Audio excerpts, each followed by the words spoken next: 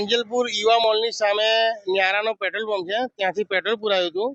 મારું બાઇક ચાલતું નહોતું પેટ્રોલ પુરાવ્યા પછી બી, અને બાઇક મને બહુ ઝટકા મારતું હતું. તો હું આ કારીગરને દેખાડ્યું બાઇક, તો એ કારીગરે બાઇકમાં આખું કાર્બ્યુરેટર બધું લાલ લાલ થઈ ગયું હતું. એને કાઢ્યું, કાર્બ્યુરેટર સર્વિસ કર્યું, તો પેટ્રોલ અંદરથી કાઢ્યું તો પેટ્રોલ ગુલાબી રંગનું નીકળ્યું.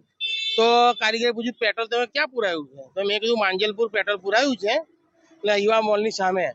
તો કે આવું ગુલાબી પેટ્રોલ મારી લાઈફમાં મેં પહેલી વાર જોયું છે, અને મેં બી ખુદ પહેલી વાર જોયું છે. મેં બી ચોંકી ગયો આ પેટ્રોલ જોઈને.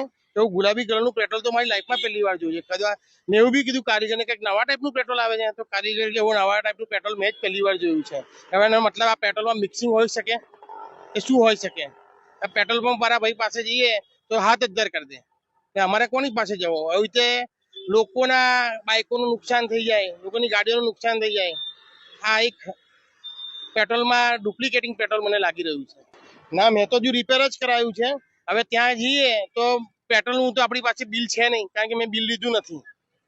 તો મારે તો શું કરવાનું? આ મેં ગઈકાલે પુરાયું છે, એટલે એમના પેટ્રોલ પંપમાં મારો કેમેરામાં વિડીયો તો હશે જ ને, ત્યાંથી પેટ્રોલ પુરાયું છે. તો શું માંગ છે આપની?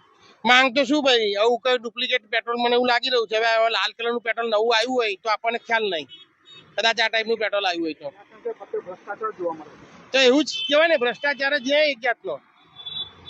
આવું લાલ કલરનું પેટ્રોલ નવું આવ્યું હોય, કદાચ કંપનીઓએ કાઢ્યું હોય તો આપણને ખ્યાલ નહીં એ બાબતે, નહીં તો ભૈયા ભ્રષ્ટાચાર એક જાતનો.